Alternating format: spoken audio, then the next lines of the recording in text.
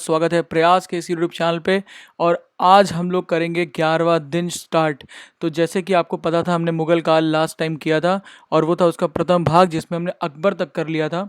तो आज हम लोग खड़े हुए हैं बेसिकली 11वें दिन पे। आज है 9 फरवरी। और दूसरी चीज़ क्या है कि मेडिवल आज जो है एक अकबर के बाद हम करेंगे कंप्लीट, और कल जो होगा हमारा मध्यकालीन भारत हो जाएगा समाप्त। अगर आप हमारे साथ बने हुए हैं तो आप अभी तक इतना सारा कुछ कंप्लीट कर चुके होंगे, और अगर प्लान फॉलो करेंगे तो आराम से जो है इस महीने के एंड तक आप काफ़ी कुछ सिलेबस अपना कंप्लीट कर लेंगे। तो अभी हम लोग आज के दिन में दिसंबर कंप्लीट शुरू करेंगे और कल तक कंप्लीट करेंगे, और नाउन जो चल रहा था उसे हम पढ़ के आज ख़त्म कर देंगे।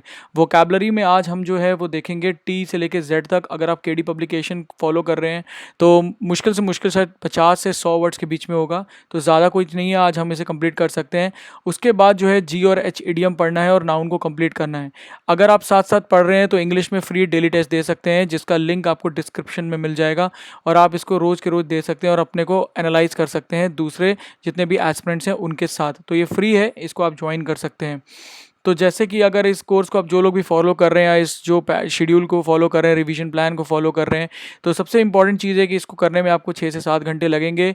और सबसे बड़ी चीज़ है कि इसको इसलिए कर रहे हैं हम लोग क्योंकि राइट फोकस और राइट स्टडी जो है हमें उससे बहुत ही एफिशिएंटली करना है। तो जैसे कि एक कहावत है, success don't come from what you do occasionally but you do what you do consistently, यानी कि जो आप बार बार करते हैं उससे सक्सेस आता है। ऐसा नहीं कुछ भी उठा लिया, ठीक है। तो इसीलिए प्लान मैंने बनाया ताकि आप लोगों को हेल्प हो सके और साथ में जो है हम तैयारी कर पाएँ। तो आइए इसी के साथ जो है शुरू करते हैं। पर एक और चीज़ है कि शुरू करने से पहले ये हमारा प्रयास पेड स्टडी ग्रुप है। अगर आपको पढ़ाई करने में जैसे होता है कि दिक्कत हो रही है या आपको कुछ चीज़ कन्फ्यूजन है तो आप इस ग्रुप को ज्वाइन कर सकते हैं। डेली जो है हम इसके ऊपर 30 से लेकर 50 क्वेश्चन सॉल्व करते हैं उस दिन के टारगेट पे जो भी यहाँ पे है। और कुल मिला के इसमें बाद में टेस्ट सीरीज़ और सेक्शनल टेस्ट भी होंगे, तो जिसमें अराउंड अगर आप एग्जाम तक ये सारे डेली टेस्ट लगाएंगे तो कम से कम 4000 से ज़्यादा क्वेश्चन जो है हम लोग इसके अंदर सॉल्व कर चुके होंगे। तो अच्छी खासी तैयारी कर सकते हैं, और भी आप इसके बारे में पढ़ सकते हैं, पॉज करके आप इसमें पढ़ सकते हैं, और नीचे दिए गए नंबर पर आप इसके बारे में ज़्यादा इन्फॉर्मेशन ले सकते हैं। तो अगर आपको ये इनिशिएटिव अच्छा लगे तो प्लीज़ जो है आप कमेंट करिएगा, लाइक करिएगा, जो मैं इस तरीके से आप लोगों के लिए शेड्यूल लेके आया हूँ और आप लोगों को एक पढ़ने का एक जो है रिदम बन पा रहा है। तो आप प्लीज़ कमेंट करिएगा, लाइक करिएगा वीडियो का, मुझे बताइएगा। तो आइए शुरू करते हैं मुगल का ये जो दूसरा भाग है हमारा, और आज इसको ख़त्म कर देते हैं मुगल को 1707 तक का, यानी कि औरंगज़ेब की मृत्यु तक। इसके बाद लेटर मुगल्स आते हैं जिनको हम पढ़ेंगे आधुनिक भारत में, ठीक है। तो सबसे पहले जो है हम ये देखेंगे कि प्रीवियस ईयर्स में किस तरह के क्वेश्चन पूछे गए हैं, और जनरली मैंने देखा कि क्वेश्चन जो है ज़्यादा कठिन नहीं है, और जो है उनकी जो है कोई गहराई मतलब ज़्यादा गहराई में नहीं पूछ रहे हैं। पर हाँ, अगर आपको थोड़ा सा कवरेज है और आपने कुछ अच्छे से पढ़ रखा है तो आप इजीली कर सकते हैं। तो ये सारे पॉइंट्स पे हम आज डिस्कस करेंगे। आप पूरा वीडियो देखिएगा, आपको समझ में आएगा कि कहाँ पे क्या चीज़ पे ज़्यादा फोकस करना है, क्या चीज़ छोड़नी है और क्या चीज़ इंपॉर्टेंट है, ठीक है। तो जो है मुगल एम्पायर में जो है वो बेसिकली जो है ये एक तरीके का अभी मैप बना हुआ था, और जो है हमने देखा कि किस तरीके से बाबर आया, फिर बाबर ने जो है अपनी प्रजा को जो भी पूरा साम्राज्य था उसको बढ़ाया, और साम्राज्य बढ़ाने के बाद जो है किस तरीके से यहाँ तक जो है वो पहुँच गया। उसके बाद अकबर जो है उसको बढ़ाता है, और हमने पिछली बार अकबर को देखा था, और आज हम देखेंगे कि औरंगजेब के काल तक वो जो है कहाँ तक पहुँच चुका था, ठीक है। तो आइए हम लोग जो है इसको पढ़ते हैं। तो सबसे पहली चीज़ है कि अकबर को हमने कल कंप्लीट कर लिया था, और आज हम जहांगीर से शुरू करेंगे, ठीक है। और हमें जो है थोड़ा सा शेरशाह सूरी भी हम बाद में देखेंगे। तो क्योंकि मैंने कल इसलिए छोड़ा था क्योंकि बहुत सारी चीज़ें अकबर ने जो था शेरशाह सूरी से ले ली थी। तो आज हम लोग जो है जहांगीर से शुरू करते हैं। तो सबसे पहली चीज़ है जहांगीर जो था वो किसका बेटा था? मरियम उज़मानी का, उज़मानी। तो मरियम उज़मानी कौन है? आप लोग जानते हैं उसको, जोधा भाई। उसका नाम जो अकबर था उसने उसका नाम मरियम जो उज़मानी उसको दिया था। तो बेसिकली उसका बेटा था जहांगीर। और जो है ये जो था इसकी शादी जो हुई थी नूर जहान यानी कि मेहरुनिसा जो पहले उसका नाम था उससे हुई थी, जो कि बेटी थी इत्माद-उद-दौला, जो कि ग्लास बेग मतलब ग्लास बेग के नाम से भी इसको जानते हैं। तो ये थोड़ा इंपॉर्टेंट है नाम इत्माद-उद-दौला, मैं आपको आगे बताऊंगा क्यों, है ना। और जो है इसकी बेटी थी ये, और इसने जो था एक तरीके से इन लोगों ने जो था एक तरह से पावर को पूरा कैप्चर कर रखा हुआ था। तो जो भी निर्णय होते थे जहांगीर के कोर्ट में यही लोग मिलकर करते थे, ठीक है। तो ये चीज़ ध्यान रखिएगा। इसका भाई था असफ जहान, और ये सारे लोग जो था एडमिनिस्ट्रेशन को चला रहे थे। जहांगीर के काल में जो था उस समय खुसरो जो उसका बेटा था उसने जो था रिवोल्ट कर दिया था, है ना। खुसरो कौन था? जो भी बाद में शाहजहां बनता है, और जो है उसने रिवोल्ट कर रखा था, और मेवाड़ के साथ इसने जो थी ट्रीटी करी थी, ठीक है। तो ये बात ध्यान रखिएगा। तो मेवाड़ जो एरिया है वो हम पहले भी डिस्कशन किया था कि मेवाड़ का क्या था। तो मेवाड़ जो था राज्य वो बेसिकली महाराणा प्रताप जो थे उसके राजा थे, और उनका जो बेटा था अमर सिंह उसने यहाँ पे आके जो है जहांगीर के साथ ट्रीटी वो करता है। तो ये बात थोड़ा इंपॉर्टेंट है, ध्यान रखिएगा, ठीक है। और उसके बाद ये दक्कन में जो है जब जीत के आता है, दक्कन में मैंने आपको दिखाया ना जिस तरीके से साम्राज्य लोग बढ़ा रहे थे, है ना। तो ये जो एरिया था दक्कन का, ये जब ये जीतता है जहांगीर, तो इसका नाम जो है पड़ता है शाहजहां। तो ये इंपॉर्टेंट है कि इसका नाम शाहजहां कहाँ पे पड़ा था। तो ये बात थोड़ा ध्यान है, इसको ध्यान से आप जो है लिख लीजिएगा अपने पास और सुन लीजिए इसको। तो ये दूसरी चीज़ थी। तो और इसने क्या करा कि जो मेवाड़ था, मेवाड़ जो था पहले अकबर लड़ रहा था पर मेवाड़ को हरा नहीं पाया था, तो यही एक राजा था जिसने मेवाड़ को हराया था और अमर सिंह के साथ ट्रीटी करी थी। और जो था इसलिए, और ये सारी चीज़ें इसकी इंपॉर्टेंट हैं, ठीक है। और एक और पॉइंट इसमें बहुत इंपॉर्टेंट है, वो ये था कि जो कांधार का एरिया था, यहाँ का जो एरिया देख रहे हैं कांधार का, ये जो था इसने जो था खो दिया था। यहाँ पे लड़ाई हुई थी और कांधार जो था इससे चला गया था। और बाद में जो है औरंगजेब लड़ता है उसको, पर कांधार जो था इसके बाद जो कहे कभी भी मुगल शासन में नहीं आ पाता है। तो मुगल शासन जो है वो कांधार खो देता है इसमें, ठीक है। अब इसमें जो इंपॉर्टेंट पॉइंट है वो ये है कि आर्किटेक्चर जो था वो इसने जो था पियत्रा दुर्गा का इस्तेमाल किया था। पियत्रा दुर्गा में क्या होता है कि दीवार पे पत्थर जो होता है काफ़ी मतलब ठोस होता है, उसके ऊपर हम लोग जो है कांच या उसके अंदर बहुत ही जेम्स जो होते हैं ना, जिस तरीके से हीरे जवाहरात, उनको लगा के सजाते हैं और उसमें अगर लाइट डालें तो बहुत ही अच्छे से फैलता है, बहुत सुंदर लगता है देखने में। आप देखो कभी ताजमहल गए हो तो वहाँ पे पियत्रा दुर्गा का इस्तेमाल है, पर इसने सबसे पहले पियत्रा दुर्गा का इस्तेमाल करा था। और इसने क्या बनवाया था, इत्माद उद दौला का टॉम बनवाया था, जो कि आगरा में है। यानी कि जो ये था ना ग्लास बेग, जो इसका ससुर था बेसिकली, उसका जो था इसने टूम बनवाया है आगरा में। तो ये बस जैसे ताजमहल है तो ताजमहल के पास में ही ये इत्माद-उद-दौला का भी टॉम है वहाँ पे। तो इंपॉर्टेंट, इसको याद रखिएगा, ठीक है। तो जहांगीर ने ये बनवाया था। और सिकंदरा में जो था इसने जो था अपने जो अकबर की जो एक तरह से एक आप कह सकते हैं वो है जो उसकी मतलब कब्र है या जो उसका मकबरा है वो सिकंदरा में है। तो सिकंदरा कहाँ पे है, सिकंदरा भी आगरा में ही है। और वहाँ पे जो है ये दोनों चीज़ें इसने बनवाई थी। फिर इसके कोर्ट में कौन आता है, विलियम्स, कैप्टन विलियम्स हॉकिंस आता है इसके कोर्ट में, है ना। ये नाम आप याद रखिएगा। 1608 में जब उस समय इंग्लैंड का राजा कौन था, जेम्स एक। तो ये बात इंपॉर्टेंट है। और इंग्लिश खान, इसका नाम इसको जो था किसने दिया था, जहांगीर ने दिया था। तो ये यहाँ पे इंपॉर्टेंट है क्योंकि इंग्लिश खान इसको नाम दे दिया था, तो इसलिए थॉमस जो था वो रोया था। तो थॉमस रोय का नाम नहीं है, थोड़ा सा कंफ्यूजन हो सकता है यहाँ पे, इसलिए मैंने आपको थोड़ा सा हंसी में, थोड़ा हास्यपद वे में समझा दिया कि रोय जो था उसको खान का नाम नहीं मिला था। ये भी जेम्स वन में आया था। और ये सूरत फैक्ट्री यहाँ पे जो था इसने स्टैब्लिश करने के लिए चाहता था। तो बाद में जो है जब सूरत फैक्ट्री स्थापित हो जाती है तो स्वाली की लड़ाई भी होती है, जो कि पोर्चुगीज से होती है, जिसको हम आधुनिक भारत में पढ़ेंगे बाद में, ठीक है। बस इतना नाम याद रखिएगा आप। फिर इसने क्या किया था, इसने सूले कुल जो था वो बेसिकली जो था कंटिन्यू रखा था, जो कि अकबर ने शुरू किया था कि सबके लिए जो है शांति का एक ऐसी पॉलिसी होनी चाहिए, कुछ ऐसा कुछ होने चाहिए, रूल्स होने चाहिए जो सबको फॉलो करने चाहिए। तो सूले कुल इसने फॉलो किया था, पर दीन इलाही जो था इसने जो है ख़त्म कर दिया था। तो ये इंपॉर्टेंट पॉइंट है, यहाँ पे ध्यान रखिएगा। फिर इसने जो था पोर्ट्रेट पेंटिंग जो थी वो शुरू करवाई थी। तो अगर बोला जाए चित्रकला जो था किसके, कौन से मुगल राजा के टाइम में शुरू हुआ था, तो आपको याद होना चाहिए जहांगीर के टाइम में हुआ था, ठीक है। तो ये इंपॉर्टेंट पॉइंट है यहाँ पे। और टबैको के ऊपर इसने जो था बंद करवा दिया था। एक ये और भी इंपॉर्टेंट पॉइंट है, वो ये है कि अपने राज्य के, अपने पैलेस के बाहर, मतलब अपने जो इसका जहाँ पे रहता था उसके बाहर इसने एक सोने की जंजीर लगवाई थी बहुत मोटी सी अपने पैलेस के बाहर। और ये जो था इसलिए लगवाई थी कि वो सिंबल ऑफ जस्टिस था, मतलब कि दिखाना चाहता था कि वो कितना न्याय देने वाला राजा है ना।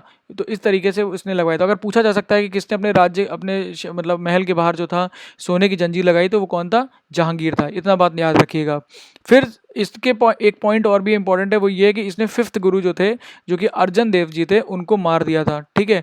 क्योंकि उन्होंने जो था खुसरो को सपोर्ट किया था, खुसरो जो इनका जो बेटा था उसको सपोर्ट किया था। तो ये जो था बेसिकली इनको मार दिया था। और इनकी जो ये बहुत इंपॉर्टेंट है, ठीक है। तो आप ये ध्यान रखिएगा। बाद में क्या होता है, जब ये मर जाता है तो इसकी जो मकबरा है बेसिकली जहांगीर का, वो कहाँ पर है, लाहौर में। तो ये बात ध्यान रखिएगा, दिल्ली में नहीं है ना। तो हो सकता है पूछा जा सके ऑप्शंस में, ऑप्शन वाले क्वेश्चन पूछा जाए कि इसका मकबरा कहाँ पे है, तो इसका मकबरा कहाँ पर है, लाहौर में। अकबर का कहाँ पर है, सिकंदरा आगरा में, ठीक है। ये बात इंपॉर्टेंट है। तो ये हो जाता है जहांगीर खत्म। अब आ जाते हैं शाहजहां पे। तो शाहजहां जो था वो पहले रूल किया, जहांगीर के बाद आया।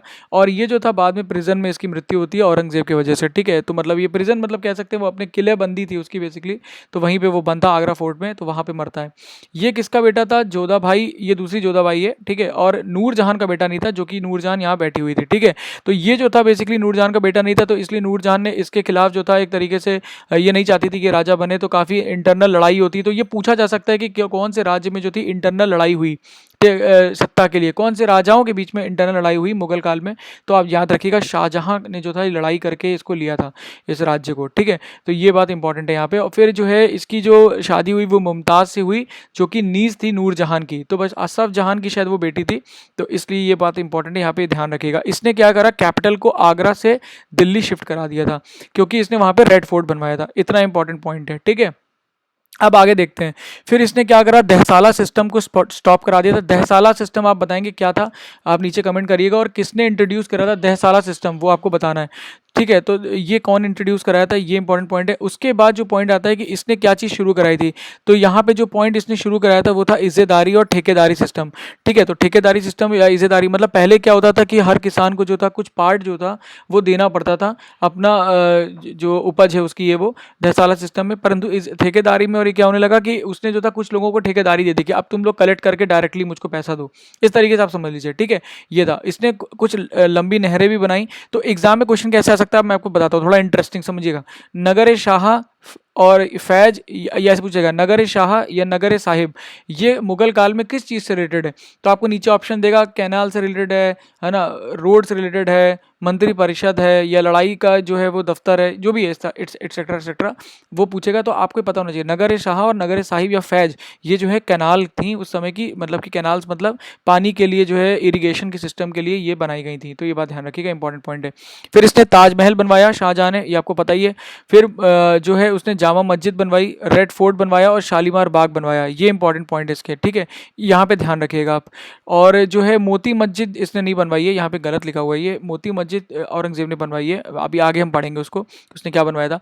फिर यहाँ का जो पोएट था वो था बेसिकली उसके काल में जो पोएट थे वो थे कुदसी, और लेटर पहले जो उसका पोएट था मतलब कोर्ट का, उसका खुद का जो पोएट था वो था कुदसी, और बाद में जो आता है उसका नाम था अबू कालीन। तो ये जो थे इसके कोर्ट के पोएट थे। बस एक नाम है, थोड़ा सा आपको देखिए ऐसे कुछ कठिन नाम होते हैं, आपको याद नहीं करने होते उनको, बस उनको आपको दिमाग में एक प्रिंट होना चाहिए।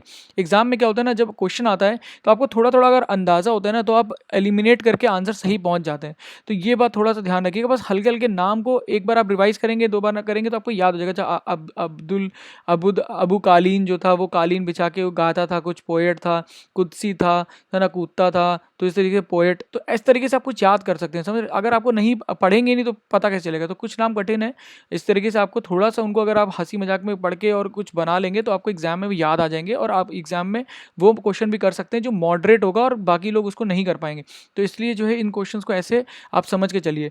फिर हिस्टोरियन जो था इसके टाइम में जो था, मतलब बेसिकली इतिहासकार, वो कौन था, अब्दुल हमीद लाहौरी था, है ना। और इसने क्या किया था, इसने क्या करवाया था, बेसिकली जो शाहजहां था उसने 52 उपनिषद को जो है ट्रांसलेट करवाया था, और इनका नाम रखा था सरे अकबर।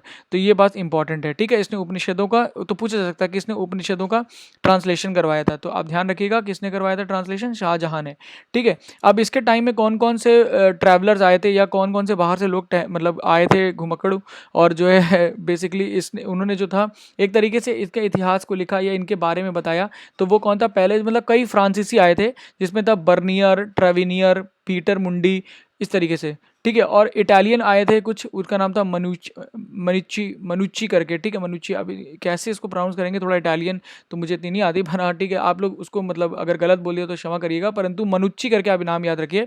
और इसने जो किताब लिखी है वो है स्टोरियो दे मुगर, स्टोरियो दे मुगर मतलब स्टोरी है किनकी, मुगलों की, स्टोरी दे मुगर। तो इसने कहानी लिखी थी, मतलब किताब लिखी है, मनुच्ची करके इसका नाम है। ये एक इटालियन था ट्रैवलर, और एक फ्रांसीसी ये थे, आपको ये नाम याद रखने हैं, ठीक है। फिर इसकी लड़ाई किससे होती है, गुरु गोविंद जी से इसकी लड़ाई होती है। और आप बताएं, बहुत फनी कहानी है, मतलब आप अगर सुनेंगे ना तो इतना बड़ा राजा, मतलब इतनी छोटी छोटी बात पे लड़ रहा। अब इनका बाज जो था, जो तुम्हारे आपके ये हैं जहांगीर, ठीक है, इनका शाहजहां, बाद में कन्फ्यूजन होता है। शाहजहां का जो बाज था वो उड़ के हरगोबिंद जी के उनके कैंप में चला गया, तो उस पे लड़ने लग गया वो, है ना। उसके बाद जो है उनके घोड़े कुछ लड़के चुरा के ले गए और हरगोबिंद जी को दे दिया, तो उस पे लड़ने लग गया। फिर ये क्या, हरगोबिंद जी कहने लगे हमें एक विलेज बनाना है, कह रहा नहीं विलेज बनाएंगे। अरे तुम्हारे पास इतना बड़ा राज्य है, एक विलेज दे दो, बना लेते, वो भी अपना नहीं बनाने दिया। अब इसके ऊपर अब कोई भी आदमी व्यक्ति होगा, उसको अगर कुछ करना है तो अब फिर लड़ाई तो होगी, फिर इसीलिए इनकी लड़ाई हुई हरगोबिंद जी से। तो ये बेसिकली आप याद रखिएगा कि गुरु हरगोबिंद सिंह किसके टाइम पे, तो किससे लड़ाई हुई थी। बाद में जो है हरगोबिंद सिंह जी जो है वो चले जाते हैं, और फिर वो जो है अपना संन्यास ले लेते हैं। जहाँ तक मैंने पढ़ा है, ठीक है। और उसके बाद जो है इसमें देखते हैं कि वो जो है आदिल शाही जो दक्कन में बैठे हुए थे और कुतुब शाही उनके साथ जो है हाथ मिलाता है, मैत्री करता है और पोर्चुगीज़ को पीटता है ये बंगाल में, जो अपने बेटे को भेजता है शुजा को कि जाके उनको समझाओ, क्योंकि ये लोग जो थे बहुत ज़्यादा बदमाशी कर रहे थे और वहाँ पे जो था टैक्सेशन और लूट मार ये सब करना शुरू कर दिया था बंगाल में। तो इनको भेजता है। ये कंधार को और काबुल को हमेशा के लिए खो देता है, क्योंकि वहाँ पे जो है आक्रमणकारी मतलब वहाँ पे कब्जा कर लेते हैं और इनका ये मुगल से चला जाता है कंधार। तो अब अगर पूछा जा सकता है कंधार और काबुल किसके राज्य में हमेशा के लिए चला गया, तो हमेशा के लिए अगर पूछा जाए तो फिर शाहजहां, और वैसे चला तो जहांगीर के साथ टाइम पे गया था, पर लड़ाई करी गई इन्होंने तो, पर आंसर जो होना चाहिए वो शाहजहां पे ही आप जाइएगा, ठीक है। तो ये था। फिर गोलकोंडा ये जीतता है और बेसिकली वहाँ का गवर्नर किसको बनाता है, औरंगजेब को बनाता है। तो गोलकोंडा में जब औरंगजेब को बिठाता है तो कोहिनूर भी इसको हीरा वहीं से गोलकोंडा से इसको मिलता है। ये बीजापुर को जीता और वहाँ का एडमिनिस्ट्रेशन किसको देता है, शाहजी भोसले, वही शाहजी भोसले जो कि किनके पिताजी हैं, शिवाजी के पिताजी हैं, ठीक है, ध्यान रखिएगा। अब आ जाते हैं दारा शिको। इसके बाद जो है कई सारे इसके बेटे थे, बस आता तो औरंगजेब ही है राज करने, पर मैं थोड़ा सा बता देता हूँ। दारा शिको इसका बेटा था, मुराद बख्श इसका बेटा था, शाह शुजा इसका बेटा था, औरंगजेब इसका बेटा था। और इनकी एक बेटी भी थी, उसका नाम था जहान आरा, ठीक है। ये दारा शिकोह को बहुत सपोर्ट करती थी। तो औरंगजेब जो था उस समय जब दक्कन में था, तब ये जो था इनकी बहुत तबीयत खराब हो जाती है शाहजहाँ की, और ये लड़ने आता है वापस उससे, मतलब लेने आता है। तो यहाँ पे बैठा हुआ था इस समय, समझिए बीजापुर ये है ना, तो इस एरिया में बैठा हुआ था कौन, गोलकुंडा ये रहा, यहाँ पे बैठा हुआ था औरंगजेब। तो जिसको पता चलता है कि अब जो है अबू नहीं रहे, तो ये वापस ऊपर चल के आता है और जो है यहाँ पर अपने साथ में मुराद को पहले कर लेता है, फिर लड़ाई करता है। फिर यहाँ पे शुजा की लड़ाई होती रहती मुगल आर्मी से। कौन कर रहा था मुगल आर्मी, कौन लेके खड़ा हुआ था इस समय, दारा शिकोह खड़ा हुआ था। तो दारा शिकोह यहाँ पे लड़ता है, उसके बाद लड़ाई वड़ाई होती है और फिर फाइनली कौन जीत जाता है, औरंगजेब जीत जाता है। तो औरंगजेब जो है अब यहाँ पे गद्दी पे आ चुका है और यहाँ पे जो है इसकी लड़ाइयाँ ही कुछ मेन है, जैसे कि बैटल ऑफ सराय घाट जो ये लड़ाई करता है यहाँ पे, ये बेसिकली क्या करता है कि अपनी फोर्सेस को जो है असम की तरफ भेजता है, नॉर्थ ईस्ट की तरफ भेजता है, ठीक है। और वहाँ पे एक तरह की नेवल लड़ाई होती है, क्योंकि वहाँ पे नदी बहती है ना ब्रह्मपुत्र, तो वहाँ पे लड़ाई होती है अहोम के साथ, पर जो है ये ज़्यादा कुछ विजय प्राप्त वहाँ नहीं कर पाता है। पर ये ध्यान रखिएगा बैटल ऑफ सराय घाट कब हुई थी और किनके साथ हुई थी, अहोम के साथ हुई थी, ठीक है। ये लड़ाई होती है। फिर बाद में जो है आपके यहाँ पे जो है शिवाजी जो है वो राइज करने लगते हैं और इनके साथ ही पुरंदर की ट्रीटी होती है और शिवाजी के बेटे को शिवाजी का मतलब मनसबदार बनाया जाता है, ठीक है। और यहाँ पे एक और इम्पोर्टेंट पॉइंट ये है कि जो शिवाजी होते हैं वो बेसिकली क्या होता है कि डेथ ऑफ शिवाजी हो जाती है यहाँ पे, और उसके बाद जब शिवाजी की मृत्यु हो जाती है तो शिवाजी जो होते हैं बेसिकली उनका बेटा जो है वो शंभाजी जो है वो बेसिकली जो है रूल करने लगता है। और यहाँ पे जो है उसके बाद शंभाजी के रूल करने के बाद जो है वो बेसिकली उसको मार दिया जाता है और शाहू जी जो है उनको जो है कैप्चर कर लिया जाता है। तो इस तरीके से जो है यहाँ तक लड़ाई होती है, ठीक है। उसके बाद क्या होता है कि ये बहुत सारे रिवोल्ट होते हैं इसमें, राजपूत से, जाट से, और थोड़े से नाम में इंपॉर्टेंट है वो ध्यान रखिए। जैसे चूरामण जो था वो बेसिकली बुंदेलखंड में अपना रिवोल्ट कर रहे थे, ये भी जाट थे। और बेसिकली यहाँ पे जो था एक इनका बेटा था अकबरी इन्हीं का, तो वो भी रिवोल्ट करने लगता है। और दूसरी चीज़ है कि यहाँ पे सूरजमल करके एक नाम था, वो भरतपुर के एरिया में जो था उसने एक अपना इंडिपेंडेंट राज्य बना लिया था, ठीक है। तो ये भी एक जाट था। तो यहाँ पे थोड़ी कुछ नाम इंपॉर्टेंट है जिनको आपको याद रखना है, और ये जो है डायरेक्टली पूछा जा सकता है कि सूरजमल कौन से एरिया में था, और ये सारी चीज़ें।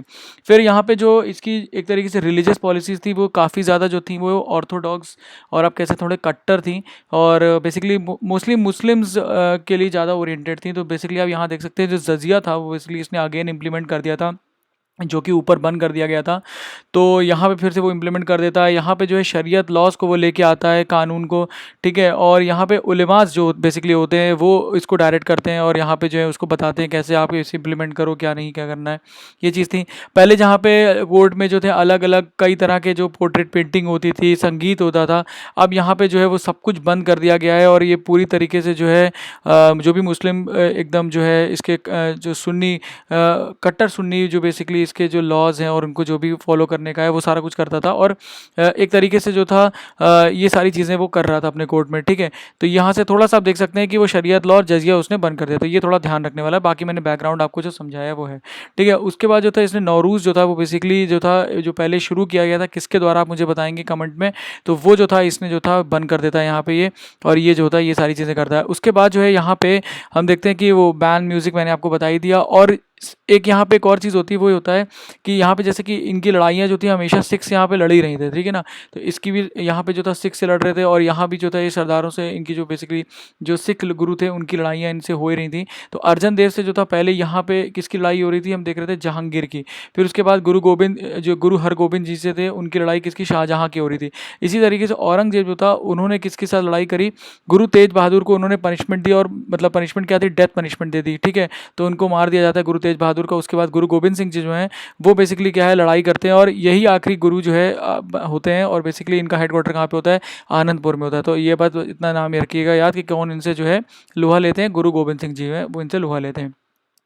यहाँ पे आके जो है हमारा बेसिकली मुगल शासन जितना शासक थे वो खत्म हो जाते हैं। और इसमें एक इंपॉर्टेंट सिस्टम है जो मैं आपको बता देता हूँ, हुंडी का एक नाम आता है। और ये बार शायद क्वेश्चन आया भी था, मैं आपको शायद शुरू में दिखाया भी था कि हुंडी से रिलेटेड क्वेश्चन आ चुका है। ये देखिए यहाँ पे था, ड्यूरिंग 15-16 सेंचुरी कमर्शियल ट्रेड के लिए हुंडी का जो है वो कॉमनली यूज़ किस लिए किया जाता था, तो वो एक बिल ऑफ एक्सचेंज होता था। तो मैं आपको थोड़ा सा समझा देता हूँ इसके बारे में। ये जैसे कि मान लीजिए सिक्योरिटी पेपर की तरह है बिल ऑफ एक्सचेंज। तो आपको मान लीजिए कोई सामान लेना है, तो आप ये बिल ऑफ एक्सचेंज दे दीजिए, सिक्योरिटी पेपर दे दीजिए, और आप जो अपना सामान ले जाइए। बाद में जिसके नाम की ये पर्ची कटी है, या जो भी ये बिल सिक्योरिटी पेपर है, हुंडी है, उससे जो है ये पैसे लिए जा सकते हैं। तो इस तरीके से चलता था। ये रफली मैंने आपको एग्जांपल दिया, और भी कई प्रकार हो सकते हैं। तो ये हुंडी बेसिकली उसको बोलते थे, ठीक है। सिस्टम होता था एक तरीके का सिक्योरिटी पेपर का, ट्रेड के लिए यूज़ किया जाता था। अब हम लोग देख लेते हैं मुगल काल में कौन कौन से इंपॉर्टेंट जो है वो बेसिकली एडमिनिस्ट्रेशन इनका कैसे था। तो मैंने एक डायग्राम यहाँ पे बनाया है कि दो तरह का एडमिनिस्ट्रेशन दिखता है बेसिकली राजतंत्र उनका। वो एक तो है बेसिकली उनका जो राज्य व्यवस्था है वो एक सेंटर में कैसी है जहाँ पे राजा बैठा है, और एक जो अलग अलग सूबे हैं उनके वहाँ पे कैसी है, ठीक है। तो वो हम देख लेते हैं। सबसे ऊपर बादशाह होता था, उसके नीचे जो है वकील मुतलक करके एक व्यक्ति होता था। इसको जो है बाद में अकबर बंद कर देता है, और ये काफ़ी मतलब सीनियर पोजीशन होती थी। ये जो थे बाकी मिनिस्टर को भी अपॉइंट करता था। तो ये जो है अकबर बाद में इसका जो है रोल ख़त्म कर देता है। तो ये बहुत ही इंपॉर्टेंट था पहले, पर अब बाद में नहीं होता है। उसके बाद दीवान और वजीर होता था जो कि फाइनेंस मिनिस्टर होता था। मीर बख्शी जैसे कि लड़ाई और आर्मी के लिए, और काजी और मुफ्ती जैसे कि नामी है सुप्रीम जज होते थे। और ये अलग सूबे में जो अलग अलग मुफ्ती होते थे उनको जो, और काजी होते थे उनको जो नियुक्त करता था। यहाँ पे जो काजी सुप्रीम यहाँ पे जो बैठा होता था। और मुहतासिब जो होता था, मुहतासिब ये जो होता था इस्लामिक लॉज को जानने वाला था, और कोशिश ये करता था कि एक तरीके से जो प्रजा है उसके अंदर जो है जो इस्लाम का जो है वो फैले, बेसिकली जो है पूरा वर्चस्व फैले। इस तरीके से इसका काम होता था। क्या क्या पॉलिसी लाई जा सकती है, क्या क्या स्टेप्स उठाए जा सकते हैं, ये बताता था। फिर सदर जो था वो बेसिकली डोनेशन, जो भी जितना भी डोनेशन मिलता था है ना रिलीजियस मैटर्स के लिए, वो इसको यूज़ करता था ये व्यक्ति। और मीर समान करके एक व्यक्ति होता था जो कि पूरा पैलेस में, क्योंकि राजा रहता है तो क्या काम होना चाहिए, क्या नहीं होना चाहिए, कहाँ पे क्या करना है, तो ये सारा चीज़ें जो है ये मैनेज करता था, खाने से लेके सिक्योरिटी तक ये सारा चीज़। फिर आ जाते हैं इनका जो है नीचे के लेवल पे, जो कि सूबा आ जाता था, प्रोविंस होते थे ना, प्रोविंस। तो ये प्रोविंस में जो होता था बेसिकली यहाँ पे जो था आपके अलग अलग तरह के सूबेदार होते थे, ठीक है। हर एक प्रोविंस में एक सूबेदार होता था। तो जो कि वहाँ पे क्या देखता था उसको, ठीक है। उसमें वहीं सूबे में जो है, जैसे सूबा आप ऐसे समझ लीजिए उत्तर प्रदेश सूबा हो गया फॉर एग्जाम्पल, ठीक है। तो सूबे में जो है बेसिकली वहाँ पे क्या होता था, एडमिनिस्टर करने वाले उसको क्या बोलते थे, सूबेदार बोलते थे। फिर दीवान हो गया, जो कि वहाँ का फाइनेंस देखता था, पैसे का लेन देन, ठीक है। फिर लोकल बख्शी होते थे, ठीक है। लोकल बख्शी मैंने आपको ऊपर जैसे यहाँ पे मीर बख्शी होते थे, तो यहाँ की आर्मी को देखने वाले लोकल बख्शी होते थे। और इन्हीं के साथ साथ जो थे सदर भी होते थे और काजी भी होते थे। तो ये जैसे यहाँ पे सदर हैं और यहाँ पे भी काजी हैं, उसी तरीके से यहाँ भी होते थे। और सबसे नीचे होते थे कोतवाल। तो इस तरीके से डिवाइडेड था। उनके नीचे होते थे ज़िले, ठीक है। और ज़िले में एडमिनिस्टर कौन करता था, फौजदार। और फौजदार के साथ होती थी आर्मी या पुलिस, ठीक है, जो वहाँ पे नियंत्रण करती थी। इनको ज़िलों को सरकार भी कहते थे। और सरकार कहाँ से नाम आया था, ये बेसिकली जो आपका शेरशाह सूरी का समय था उसमें इस एरिया को सरकार बोलते थे, ठीक है। तो ये सारा सिस्टम इन्होंने शेरशाह सूरी से लिया। अभी हम इसको देखेंगे इसके बाद तुरंत। तो फौजदार होता था, और उसके नीचे उसी के साथ काम करता था अमल गुजर। तो ये कलेक्ट करता था टैक्स को, ठीक है। और उसके साथ एक काम करता था बितकची नाम था इसका। ये क्या करता था, टैक्स पेपर का काम, और उसको लिखना, जोड़ना, गाड़ना, ये सब काम होता था, ठीक है। तो ये बस नाम आपको याद होने चाहिए कि अमल गुजर कौन था, फौजदार कहाँ पे था, सूबेदार, बख्शी का क्या काम था, कोतवाल। इस तरीके से क्वेश्चन आ सकता है डायरेक्टली, ठीक है। तो ये ध्यान रखिएगा, अमल गुजर इज इंपॉर्टेंट। फिर परागना जो होते थे, परगना, तो उनके अंदर बैठे होते थे शिकदर, ठीक है। ये क्या करते थे, ये एडमिनिस्ट्रेशन का एडमिनिस्टर, जो वहाँ का देख रेख काम करना है, जैसे कि IAS होते हैं ना, वैसे यहाँ पे होते थे लोग, ठीक है। ऐसी जिला में यहाँ पे एडमिनिस्टर, फौजदार, ये सब लोग होते थे। फिर इनके नीचे आमिल बैठे होते थे जो फाइनेंस का काम करते थे। फौजदार होते थे जो कि ट्रेजरी, मतलब कि कितना पैसा है उसको ध्यान से रखना, उसका सारा लेखा जोखा करना, वो सारा सारा कुछ काम। फिर उनके नीचे करकून होते थे जो क्लर्क होते थे, इनका नाम याद रखिएगा, और कानून गो होते थे जो कि एक तरह के पटवारी थे उस समय। तो ये सारे जो थे परगना में होते थे। तो ये सारे नाम इंपॉर्टेंट है, इन सारे नाम में से क्वेश्चन बन सकते हैं, इसलिए बहुत ही इंपॉर्टेंट है ये एरिया, इसलिए मैंने अलग करके लिखा ताकि आप लोग को ईजिली समझ में आ जाए। फिर होता है ग्राम। ये जो होते थे इंडिपेंडेंट होते थे उस समय ग्राम, ये ध्यान रखिएगा, इंडिपेंडेंट होते थे। इनको चलाने वाले कौन होते थे? चौधरी, खुट या मुकद्दम, इस तरह के लोग होते थे। ये होता था मेन एडमिनिस्ट्रेशन का जो जिस तरीके से तोड़ा गया एडमिनिस्ट्रेशन को, काफ़ी अच्छा डिसेंट्रलाइज्ड वे में बनाया गया था, विकेंद्रीकरण कहते हैं जिसको, तो वो इस तरीके से बना हुआ था। और एक और अगर थोड़ा सा और नीचे जाएं गांव के नीचे, तो गांव जो थे वो विभिन्न नगला और ये डीह के बने हुए होते थे, मतलब और भी छोटे छोटे, अगर जिनको गांव हम बोले तो डीह नाम के और नगला नाम के और भी होते थे। तो इस तरीके से ये कुछ इंपॉर्टेंट नेम थे जो मैंने आपको दिखाए, इनको जो है आप अपने जो है नोट्स में इंक्लूड कर सकते हैं अगर नहीं है तो, और अगर है तो इनको थोड़ा सा ध्यान से यहाँ पे पढ़ें आप, ठीक है। फिर यहाँ पे कुछ मॉन्यूमेंट्स हैं, इंपॉर्टेंट मॉन्यूमेंट्स मैंने लिख दिए हैं, जिसमें से थोड़ा सा कन्फ्यूजन हो सकता है। अगर आपको ये पता है तो आप एलिमिनेशन से जो है कुछ और ऑप्शन अगर आएगा तो आप कर सकते हैं, ठीक है। तो थोड़ा थोड़ा देख लेते हैं। हुमायूं का मकबरा किसने? अकबर ने बनवाया, इजी है। आगरा फोर्ट अकबर ने बनाया, फतेहपुर सीकरी अकबर ने बनाया, ये भी इजी है, ठीक है। पर यहाँ पे थोड़ा सा ट्रिकी का क्वेश्चन बन सकता है, डिजाइनर कौन था? तो हुमायूं का मकबरा किसने बनाया? ग्यास बेग ने बनवाया था। और फतेहपुर सीकरी किसने डिजाइन करी थी? बहाउद्दीन ने करी थी, ये इंपॉर्टेंट है। फिर ताजमहल किसने डिजाइन किया था? उस्ताद अहमद लाहौरी ने करा था। तो यहाँ पे इंपॉर्टेंट ये पॉइंट, ये ध्यान रखिएगा। मोती मस्जिद जो है वो किसने बनवाई थी? औरंगजेब ने बनाई थी। देखिए औरंगजेब ने 3 मुख्य कार्य करवाए थे, एक तो लाहौर में चला गया, हम उसको नहीं पढ़ेंगे, पर हम 2 चीज़ों को ध्यान से पढ़ेंगे, एक मोती मस्जिद और रबिया उद दौरानी का मकबरा, ठीक है। थोड़ा सा कठिन नाम है, हम रियली सॉरी पूरा गलत बोल लिया हो, बट जो भी है इनका नाम ये है। और ये जो थी पहली वाइफ थी किसकी? औरंगजेब की। तो इनका कहाँ पे मकबरा है? ये औरंगाबाद में, एकदम एग्जैक्टली जैसे ताजमहल बना हुआ है बस वैसे ये छोटे रूप में। तो ये ध्यान रखिएगा, औरंगाबाद में है। और किसने बनवाया था? औरंगजेब ने बनाया था। इसको बीबी का मकबरा भी बोलते हैं। तो क्वेश्चन एग्जाम में ऐसे आ सकता है, बीबी का मकबरा जो है वो किसने बनवाया? तो औरंगजेब का नाम याद रखिएगा, ताजमहल नहीं है। और किस के लिए बनवाया गया? रबिया उद दौरानी के लिए बनाया गया, ठीक है। तो ये ध्यान रखिएगा, ओके। और इत्माद उद दौला जो है ये किसकी ग्रेव है यहाँ पर? मलिक मिर्जा ग्यास बेग की यहाँ पे जो है कब्र है बेसिकली, और मुझे क्या कहेंगे हम, वहाँ पे उनका जो है एक मकबरा है। और यहाँ पे पहली बार जो था पितृदूरा की टेक्निक यूज़ करी गई, तो ये इंपॉर्टेंट है, ठीक है। कहाँ पे पहली बार यूज़ करी गई? इत्मादुद्दौला में करी गई। और ये जो किनकी जो है मकबरा है, ये बेसिकली इत्मादुद्दौला, उनके जो ये बेसिकली इनका दूसरा नाम क्या था? मिर्ज़ा ग्यास बेग, इनका मकबरा है ये, ठीक है। तो ये इंपॉर्टेंट पॉइंट है, इसको ध्यान से याद रखिएगा, ठीक है। तो यहाँ तक जो है हमने मुगल काल का हमने पढ़ लिया है। हमने आज मॉन्यूमेंट्स देख ली और ये सारी चीज़ें देख ली, कौन कौन सा एडमिनिस्ट्रेशन था, अलग अलग राजा जो हमारे रह गए थे वो सारा देख लिया। अब हम एक बार जल्दी से सूर्यवंश देख लेते हैं और आपको मैं दिखाऊंगा कितनी सिमिलैरिटी थी दोनों में। तो देखिए जैसे मैंने एडमिनिस्ट्रेशन है ना, पॉलिटिकल एडमिनिस्ट्रेशन या जो भी इसका जो भी रीजनल एडमिनिस्ट्रेशन था वो कैसे टूटा हुआ था, ऊपर राजा था, फिर सूबा, फिर परगना, फिर ग्राम, जैसे कि इनका था, ठीक है। फिर इन्होंने जब्ती सिस्टम यूज़ किया था और बाद में जब्ती सिस्टम का नाम चेंज किया, इसने 10 साला सिस्टम कर दिया था अकबर ने, ठीक है। तो ये ध्यान रखिएगा। तोदरमल यहाँ भी थे, तोदरमल यहाँ भी थे। लैंड क्लासिफिकेशन कैसे होता था? क्वालिटी, प्रोडक्शन एक्सेट्रा, यहाँ भी। अब गज सिकंदरी इसने यूज़ करा था मापने के लिए। आप मुझे बताएंगे कमेंट में गज सिकंदरी किसने इंट्रोड्यूस किया था, और वो लोधी वंश से रिलेटेड था, ठीक है। इतना मैंने हिंट दे दिया आपको, अब आप बताइएगा। फिर पट्टा और काबुलियत सिस्टम इसने यूज़ करा था फार्मर्स के लिए, जो लोग के लिए मुश्किल था थोड़ा सा जब्ती सिस्टम फॉलो करना, तो पट्टा दे देता था उनको, उतना उतना पैसा देना था। और डायरेक्टली रोहितवारी सिस्टम करता था, मतलब कि जो किसान है वो डायरेक्टली जो है राजा को पैसा दे सकता है, बीच में कोई मतलब ये जितने भी जमींदार होते हैं ना वो नहीं होंगे, है ना। तो डायरेक्टली पैसा दे सकता है। तो और अगर लगान आपके पास पैसा देने का नहीं है तो आप गेहूं या जो भी आपका उपज हुई उससे भी दे सकते थे। तो ये कुछ इंपॉर्टेंट पॉइंट है, यहाँ पे ध्यान रखिएगा। फिर इसने जो एक रोड बनवाई थी जिसको लॉर्ड ऑकलैंड, बाद में हम लोग पढ़ेंगे आधुनिक भारत में लॉर्ड्स के बारे में, गवर्नर जनरल्स के बारे में। तो लॉर्ड ऑकलैंड जिसको ग्रैंड ट्रंक रोड जो बोली थी, वो उसका असली नाम क्या था? सड़क आजम नाम था। ये इंपॉर्टेंट पॉइंट है, ये ध्यान रखिएगा। कहाँ से कहाँ तक थी आप देख लीजिएगा। फिर इन्होंने एक जो था पुराना किला बनवाया था, और किसको तोड़ के बनाया था? दीन पनाह को तोड़ के बनवाया था, जो बनवाया था हुमायूं ने। तो ये बात इंपॉर्टेंट है यहाँ पे कि ये दिल्ली में बना हुआ है, ठीक है। और इसमें ही इसने एक मॉस्क बनवाई है, उसका नाम है किला कुन्हा, ये मॉस्क है एक, ये इंपॉर्टेंट पॉइंट है। 2 चीज़ें इसने बनवाई थी अपने काल में, और एक सड़क बनवाई थी। फिर आ जाते हैं जो चेहरा और दाग सिस्टम था, किसके द्वारा लाया गया था आप मुझे बताएंगे? खिलजी में कोई था, और इसने क्या करा था? उसको रिफॉर्म किया था, ठीक है। मैंने आपको ऊपर बताया था इसी लाइन में, तो वो चीज़ था। और बारिद सिस्टम जो था, और दो इंपॉर्टेंट इसके जो डिपार्टमेंट थे वो बहुत इंपॉर्टेंट है। एक था दीवाने बरीद और एक था दीवाने आरिज, ठीक है। तो ये आर्मी से रिलेटेड था और बरीद जो था वो स्पाई से रिलेटेड था। तो ये बहुत ही ज़्यादा मतलब ध्यान रखता था, कोई ऐसा तो नहीं षड्यंत्र कर रहा है, उस समय अफगानी जितने थे या उस समय के जो लॉर्ड होते थे वो कहीं ऐसा तो नहीं कुछ षड्यंत्र कर रहे। तो इस तरीके से इसने एक दीवाने बरीद बनवाया था, ये बात ध्यान रखिएगा।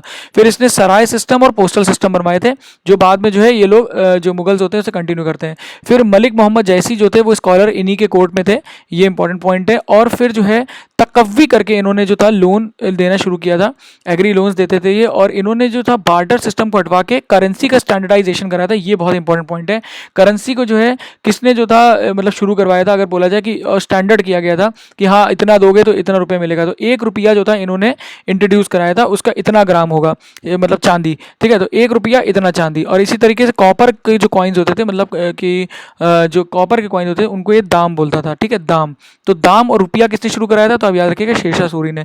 और ये मरा जो था ना बहुत ही मतलब बेकार मौत मरा बेसिकली। ये गया एक जगह मतलब आक्रमण करने, और किस लिए आक्रमण कर रहा था कि वहाँ के राजा के कोर्ट में एक नर्तकी थी, उसको ये बहुत पसंद करता था। वो चाहता था कि वो राजा उसको दे दे, पर राजा मना कर देता है। तो ये चाहता है उसकी दीवार तोड़ने, तो वहाँ पे बाहर लगा के तोपें लगा के तोड़ रहा होता है। तो क्या होता है कि एक गोला जो है वापस लड़के उछल के इसके जहाँ पे खड़ा होता है वहाँ पे गिरता है और इसमें उसकी मौत हो जाती है। तो ये बड़ा मतलब अजीब तरीके से मारा बेसिकली, और बहुत ही मतलब बहुत ही मतलब ये कह सकते हैं एक्सपर्ट था, पर इसकी मौत इस तरीके से होती है, अब देखिए, ठीक है। तो इस तरीके से ये था, और ये इंपॉर्टेंट पॉइंट थे इसके, ठीक है। और एक और इंपॉर्टेंट पॉइंट है कि इसको शेरशाह की जो उपाधि है वो किसने दी थी, तो आप याद रखिए कि बाहर खान के एक सूबे थे जो कि सूबेदार थे बिहार में, उन्होंने इसको शेरशाह की उपाधि दी थी, यह ध्यान रखिएगा। वो सूबेदार थे बिहार के, बाहर खान, किसके टाइम में, ये हुमायूं के टाइम में। और जो है इसको उपाधि दी थी शेरशाह की। और ये किसके साथ भी लड़ा, ये बाबर के साथ लड़ा है, और पहले इब्राहिम लोधी के साथ भी था। और बाबर ने जो था हुमायूं को मतलब एक बार वार्न भी किया था कि तुम जो है शेरशाह सूरी से बच के रहना, ये बहुत ही दिमागदार व्यक्ति है। तो आज जो है हम लोगों ने बेसिकली ख़त्म कर लिया है मुगल काल अपना। और जो है अब हमारे पास जो सामने एक और रह गया है वो है कुछ मराठा के बारे में हम पढ़ेंगे कल, और विजयनगर और भामनी किंगडम जो थे हमारे, जो थोड़ा बहुत रह गया है जो वो करके, और भक्ति सेन जो भक्ति प्रथा उस समय चालू हुई मध्यकालीन भारत में, उसके बारे में थोड़े से कुछ इंपॉर्टेंट पॉइंट्स पढ़ के हम लोग जो है मध्यकालीन भारत को समाप्त करेंगे। और जो है इस तरीके से हमारा जो है पूरा कंप्लीट हो जाएगा, जो कि हमें अभी तक हम प्राचीन भारत और मध्यकालीन भारत कंप्लीट हो जाएगा, और फिर हम लोग शुरू करेंगे आधुनिक भारत। तो अगर आपको जो है आज के लिए जो कार्य करना है वो ये है कि टाइपिंग के लिए आपको जो है कम से कम आप 1 घंटा दें। अगर आपकी टाइपिंग 25 तक आ रही है तो कुछ समय दें, ज़्यादा दें, ठीक है। अगर नॉर्मल टेक्स्ट में आप 25-30 तक टाइप कर रहे हैं तो थोड़ा सा आपको टाइम ज़्यादा देना पड़ेगा, क्योंकि बाद में आपको टाइम नहीं मिलेगा। इंग्लिश वोकैबुलरी में जैसे मैंने आपको बता दिया जो कि करना है T से Z तक, वो आप कंप्लीट कर लीजिएगा। फिर आपको अपने नोट्स को रिवाइज करना है। अगर आपके पास नोट्स नहीं है तो जो मैंने पढ़ाया वहाँ से पढ़ सकते हैं, और प्रीवियस इसके क्वेश्चन प्लीज सॉल्व करिए घटना चक्र से। अगर आप इतना कर लेते हैं जल्दी से जल्दी तो आप आगे पढ़ाई करिए जो भी आपके वीक पॉइंट्स हैं। तो अगर आपको वीडियो अच्छा लगा हो तो प्लीज़ कमेंट करिएगा, लाइक करिएगा, मुझे बताइएगा वीडियो कैसा रहा। और जो है इसी तरीके से वीडियो देखने के लिए बहुत बहुत आपका धन्यवाद। बहुत